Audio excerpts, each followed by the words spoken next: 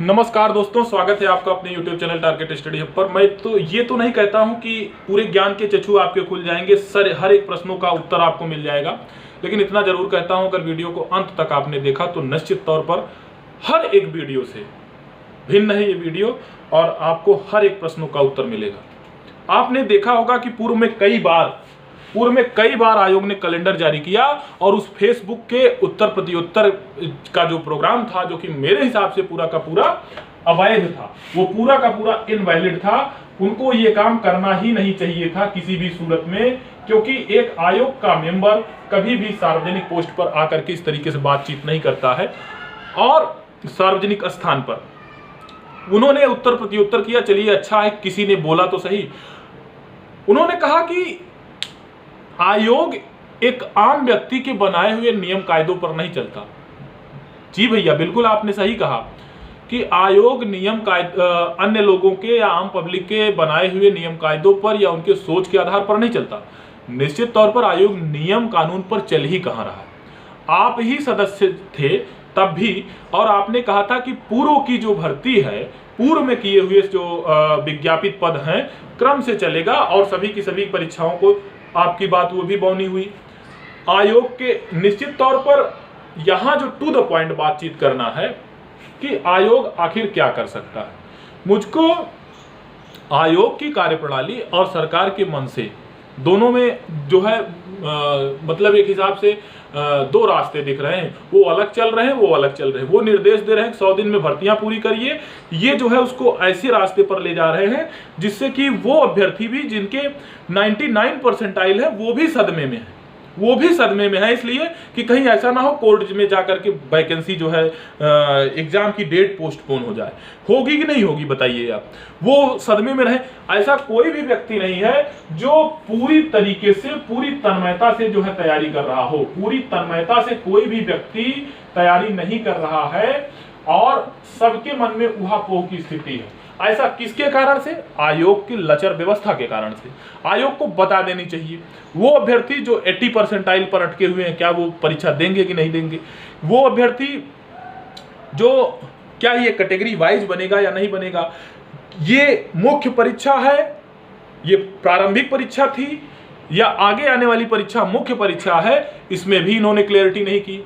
आखिर बताइए, देखिए मैं ये बात इसलिए बोल रहा हूं क्योंकि प्रारंभिक परीक्षा में की विज्ञप्ति में ही सारी चीजें लिखी हुई होती हैं कि इतने गुना विज्ञापित पद के जो है मैं आगे की परीक्षा में फर्दर प्रोसेस में क्वालिफाई कराऊंगा। ये मतलब कि कुछ भी नहीं।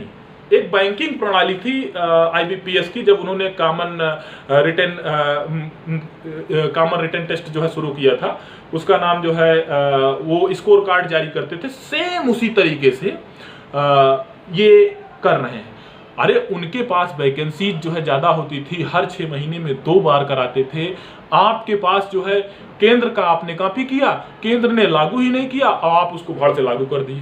तो उसमें क्या होगा कि नुकसान उसमें आम पब्लिक का हो रहा है, आम युवाओं का हो रहा है। उसमें पढ़ने में मन अगर किसी का नहीं लग रहा है, वो दुख ही हो रहा है चारों तरफ से, तो आम पब्लिक हो रहा है। भैया आखिर आप करना क्या चाहते हो? अभी पिट परसेंटाइल कितने पर होगी? मेरे ख्याल से 65 के आसपास जो भी अभ्यर्थी हैं, 60 to 65 वो सिक्योर हो सकते हैं, यानी 80 परसेंटाइल एंड अबव सिक्योर हो सकते हैं। लेकिन कैसे कह दें बताइए आप। तो आप अगर हमसे पूछना चाहते हैं कि कितने वाले सिक्योर हैं, तो आप इसको रख सकते हैं कि 80 to 85 परसेंटाइल एंड अबव जो भी है वो सबके सब सिक्योर हैं। ये परसेंटाइल की बात किया जा रहा है और क्वेश्चन अगर देखा जाए तो 60 to 65। मैं इसको जो है इसलिए कह रहा हूं, मैं पहले 55 से आगे जो है बताया था, 55 से 60, उसको संशोधित इसलिए किया क्योंकि संशोधित करना जरूरी इसलिए हुआ, कारण यह है कि इनकी लचर व्यवस्था, जो चीजें हमने स्वास्थ्य कार्यकर्ता में अपनी जो है शैली के हिसाब से सोचा था, ठीक उसी प्रकार से उन्होंने किया।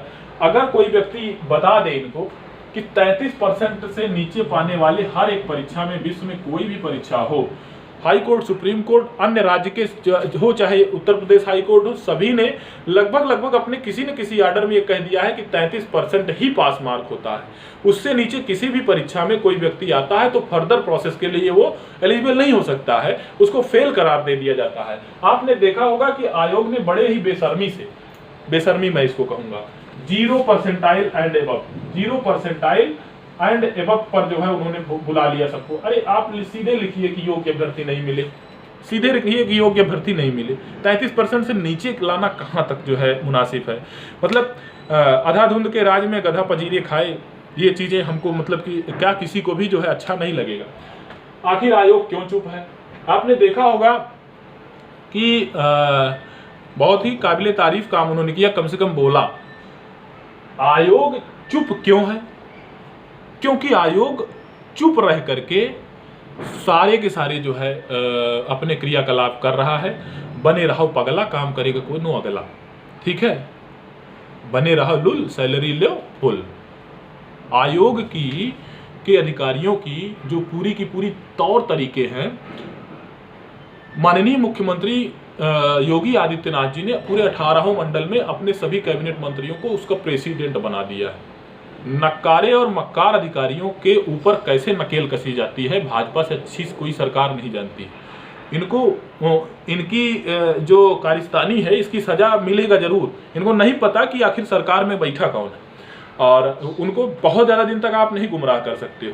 निश्चित तौर पर ये आम जनता के लिए काम करने वाली सरकार है, और आम जनता उनको पता नहीं चला तो आप बताइए, उनको चुनाव में दिक्कतें नहीं हुई, उनको युवाओं का मुद्दा समझ में नहीं आया, तो कोई भी सरकार आती है वो तुरंत के तुरंत केंद्र के चुनाव को ध्यान में रखते हुए वो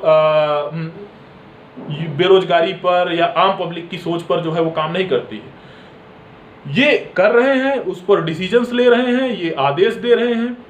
भाई करना तो जो है नौकरशाही को है, तो नौकरशाही तो उसमें मक्कारी कर रही है, नौकरशाही मक्कारी कर रही है, तो भाई क्या करेगा सर, वो धीरे धीरे नकेल ही कसेंगे।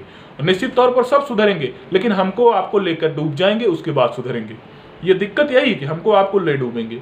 तो आपको सोचना चाहिए कि हम तो डूबेंगे सनम, तुमको भी ले डूबेंगे। इस सोच पर काम करना चाहिए। तो आखिर क्यों आयोग चुप? तो आयोग ही जाने क्यों आयोग चुप। कब तक जारी करेगा, कब तक जारी करेगा, इसका जवाब मैं इसलिए दे सकता हूं क्योंकि अगर कराना है 19 जून को, तो निश्चित तौर पर 8 मई को आपकी जो है स्वास्थ्य कार्यकर्ता की परीक्षा की डेट है, वही संपन्न कराने के बाद में या उसके 1-2 दिन पहले ये दे देंगे। तैयारी में मन नहीं लग रहा। तैयारी में मन किसका लगेगा बताओ? जो 90 के आसपास अटका बैठा है उसका भी मन नहीं लग रहा, जो 99 के आसपास अटका बैठा है उसका इसलिए मन नहीं लग रहा क्योंकि परीक्षा की डेट फुलम फुल आ जाती, कोई दिक्कत न रहता, तब तैयारी करते। इस सोच में वो पगलाया है। कहीं ऐसा ना हो कि जो जिसके पेट परसेंटाइल कम है, बातें तो सब जिन्विन कर रहे हैं, कहीं ऐसा ना हो कि कोर्ट में जो है जाएं और कोर्ट संज्ञान ही ले ले, क्या पता संज्ञान ही ले ले। तो इस सोच के कारण वो भी, उनका भी मानना ठीक है, तो सबका मानना ठीक है, मेरा भी मानना ठीक है, आपका भी मानना ठीक है। निश्चित तौर पर मेरे ख्याल से सारी चीज़ों के विषय में मैंने बताया। आयोग को 2021 के पेट में, 2021 का जो पेट है उसमें तो बच्चों को काफ़ी दिक्कतें हुई, लेकिन 2022 के पेट में इनको क्लियर कर देना चाहिए कि आखिर कितने परसेंटाइल या कितने प्रतिशत अंक प्राप्त करने वाले लोग आगे के परीक्षा में बैठेंगे। आप बताइए कि मान लीजिए कि कोई लोअर के पद आ जाते हैं, ठीक है, जो लोअर के पद आ जाएं, लोअर के पद आ जाएं और उसके पद मान लीजिए कि 55 हो, ठीक है। अब 55 का यदि 15 गुना आप करते हो तो 15×5 = 75, और ये 15×5 = 75, 7 82, 875 लोग, ठीक है। आप हमको बताइए कि 875 लोग जो है परीक्षा देंगे, ऊपर से मान लीजिए कि वो कहीं 875 लोग उसके पहले सेलेक्ट हो गए, तो ये फिर से मेरिट डाउन करेंगे, समय बर्बाद करेंगे, आपका मतलब कि क्या सभी का पूरा जो है सिस्टम खराब कर देंगे, वो पगला जाएगा। ये ऐसा कोई सिस्टम ही नहीं होना चाहिए। इनको भैया 80% प्राप्त करने वाला मान लीजिए, ये बहुत ज़्यादा जो है मतलब कि वो करना चाहते हैं, कुछ भी एक मिनिमम क्वालिफाइंग मार्क लगा देना चाहिए, 60% जो है पाने वाला, व्यक्ति जनरल का होगा वो आगे के सभी एग्जाम में बैठेगा।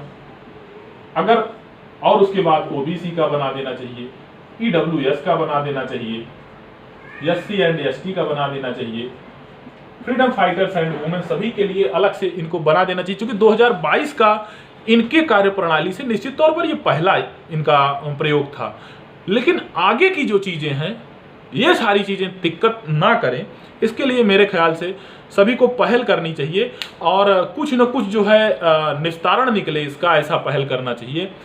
अब ये तो मैं नहीं कहता कि ट्विटर कैंपेन चलाया जाएगा, ये चलाया जाएगा, वो चलाया जाएगा।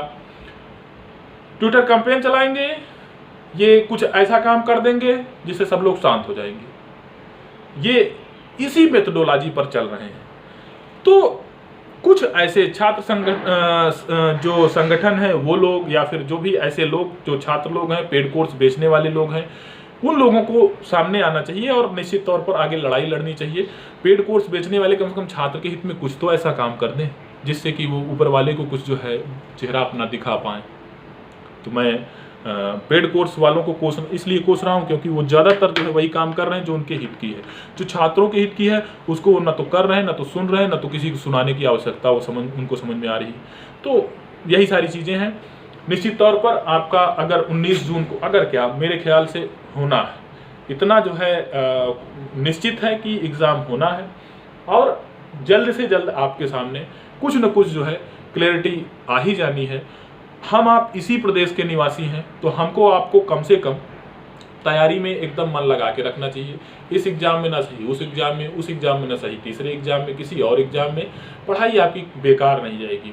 निश्चित तौर पर आपको आपका जो भी सोचा हुआ पद होगा ये ना सही कोई और मिलेगा, आपका टाइम नहीं जाया जाएगा।